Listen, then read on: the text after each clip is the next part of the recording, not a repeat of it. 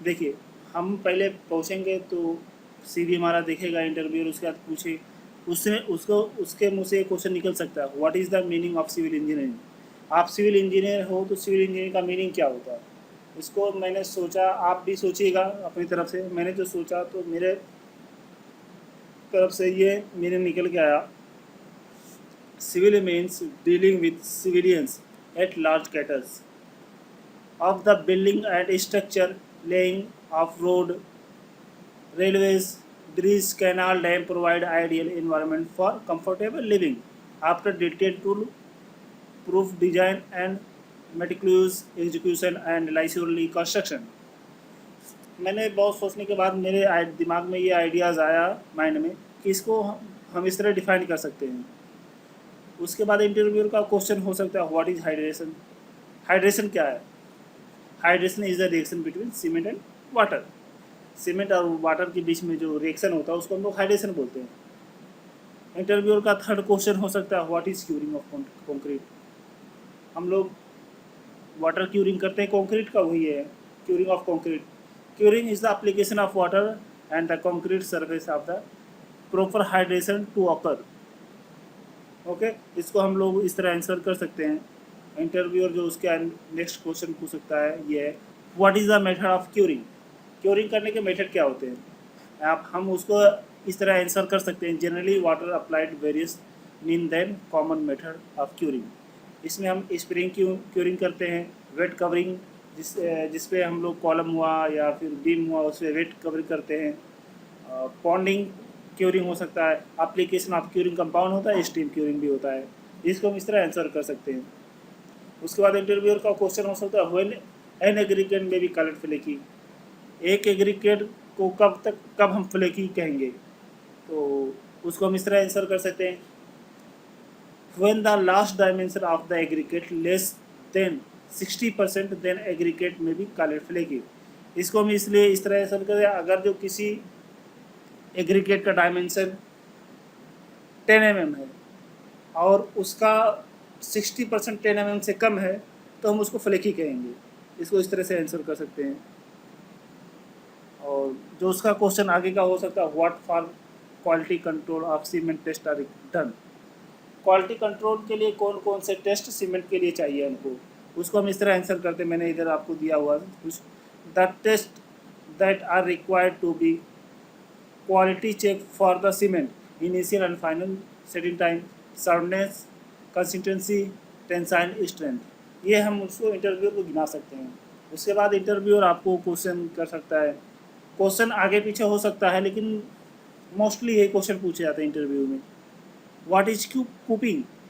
आप इसको इस तरह जवाब दे सकते हैं, coping is arrangement wall to protect the wall from water and environment. Coping environment and water से वॉल को बचाता है।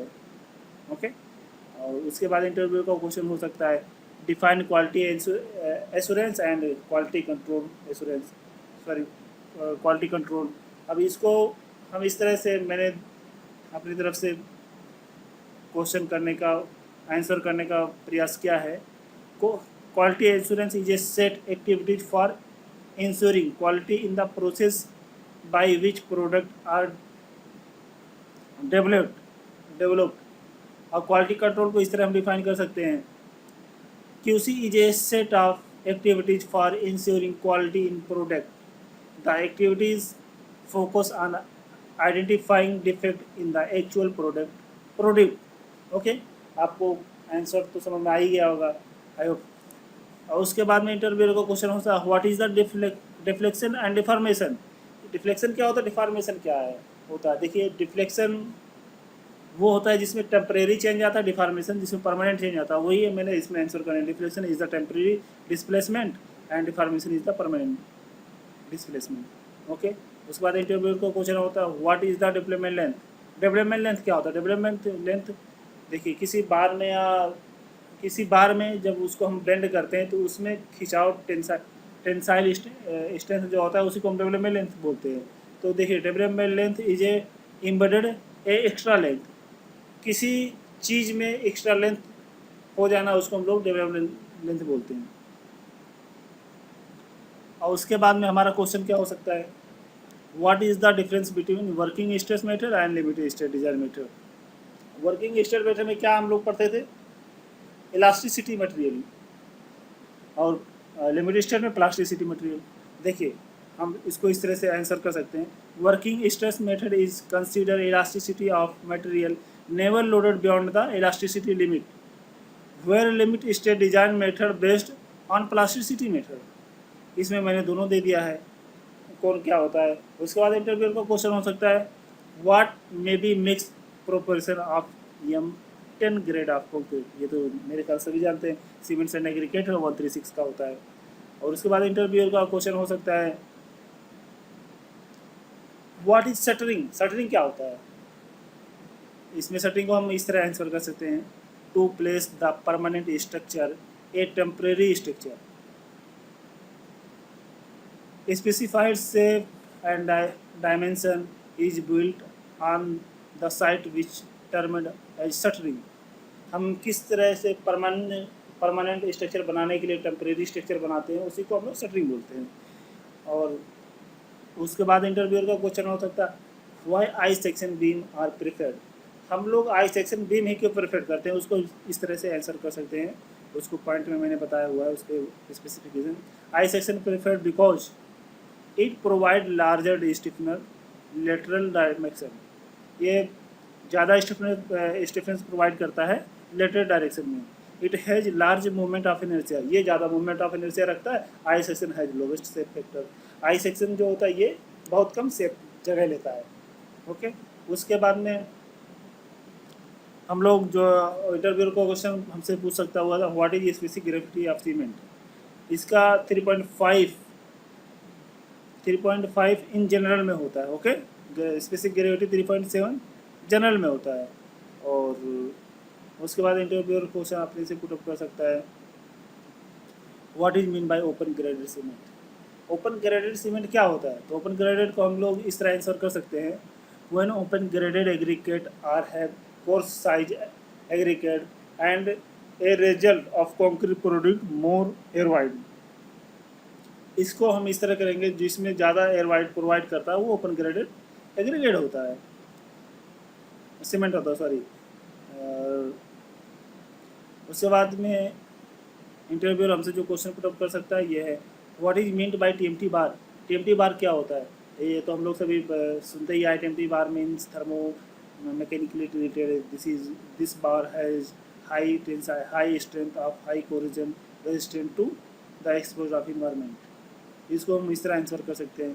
और उसके बाद इंटरव्यूअर का क्वेश्चन क्या हो सकता है what happens to ordinary cement after casting. उसको हम इस तरह ordinary cement shrink after drawing.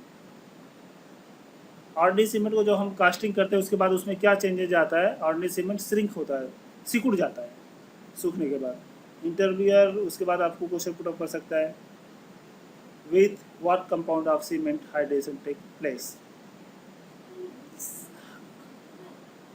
Cement hydration में क्या होता है, तो क्या मेटल होते हैं, उसको इस तरह से हम लोग आंसर कर सकते हैं। Silicate, try calcium silicate and die calcium silicate. Try calcium silicate aluminate and try calcium aluminate alumina ferrite, sorry. इसको हम इस तरह आंसर कर सकते हैं। उसके बाद इंटरव्यूअर पूछ what are the list provide for different RCC member. क्या डायमेंशन हम लोग प्रोवाइड करते हैं कवरिंग के लिए?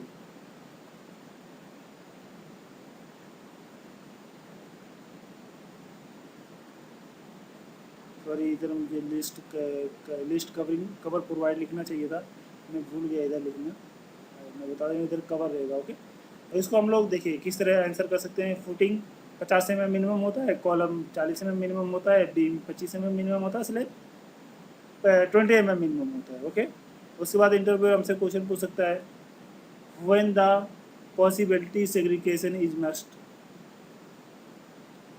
सेग्रीगेशन के लिए क्या पॉसिबिलिटी होती है? सेग्रीगेशन ऑफ कंक्रीट में आकर the fix is if the mix wet, if the ratio of coarser aggregate much more than the other proportion, coarser grading. इसको हम इस तरह से आंसर कर सकते हैं। उसके बाद इंटरव्यूअर हमको क्या question how to calculate atmospheric pressure. हम लोग एटमॉस्फेरिक प्रेशर को कैसे कैलकुलेट करते हैं, तो उसके लिए हम उसको इस तरह से आंसर कर सकते हैं। Absolute pressure is equal to atmospheric pressure और gauge pressure, I that ABP atmospheric pressure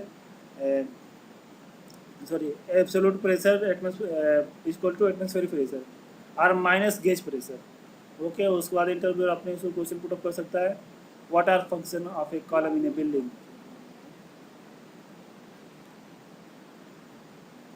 एक कॉलम का बिल्डिंग में क्या रोल होता है, ये इंटरव्यूअर अपने से क्वेश्चन पुट अप कर सकता है। Column is a vertical member of A building which support structure load transferred by the whole structure through beam, then after column transferring those load and the footing foundation through the load। इसको हम इस तरह से answer कर सकते हैं, मतलब एक कॉलम का बिल्डिंग में क्या रोल होता है, वही एक क्वेश्चन है, उसको इस तरह से हमने आंसर किया है। आप भी इस तरह से आंसर कर सकते हैं। और उसके बाद इंटरव्यू अपने से question, how many bricks are use 1 metre cube. 1 metre cube में कितना ब्रिक यूज कर सकते हैं, तो इसको हम 1 मीटर के ब्रिक के 1 मीटर क्यूब में 480 से 500 ब्रिक यूज कर सकते हैं। उसके बाद इंटरव्यूअर का क्वेश्चन हो सकता है, what are the slump test gauge are required. Slump test में कितना गेज रिक्वायर्ड होता है, तो स्लम टेस्ट में हम लोग 25 से 50 mm तक लेते हैं। देखिए इधर मैंने लिखा भी है, the slum recommend for mass of concrete is about 25 mm to 50 mm। Okay, ये जहाँ तक मैंने कोशिश की है, आई होप ये आपके इंटरव्यू में काम आएगा। और इसके आगे का अगर आपको चाहिए तो मेरे चैनल पे कमेंट कीजिए, मैं इसके आगे का भी वीडियो बना के अपलोड कर दूंगा। और आप लोग मेरे चैनल को देखते रहिए, लाइक एंड सब्सक्राइब करते रहिए। Thank you.